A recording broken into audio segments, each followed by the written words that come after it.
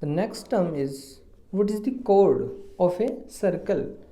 A line segment joining 2 points on a circle is called a chord of the circle.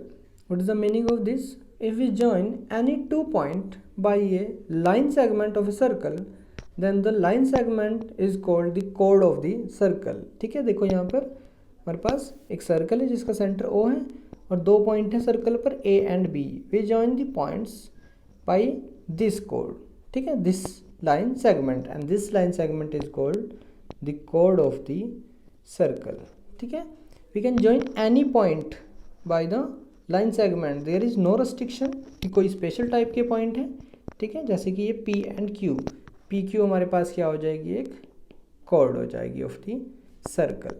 Clear है भाई ये सभी को बात कि हमारी chord क्या होती है. ठीक है, we can draw infinitely many chords in a circle. हम किसी भी पॉइंट को अनदर पॉइंट से ज्वाइन करते हैं with the help of line segment, तो वो हमारी क्या हो जाती है, कॉर्ड हो जाती है. ठीक है, इसको कोई भी नाम दे लेंगे, TS. ठीक है, ये सभी को क्लियर है कि कॉर्ड क्या होती है. ठीक है, अब देखो कॉर्ड पे कोई भी रेस्ट्रिक्शन नहीं होती, बस हमारे वो कंडीशन को फुलफिल करनी चाहिए कि 2 पॉइंट्स को ज्वाइन करनी चाहिए.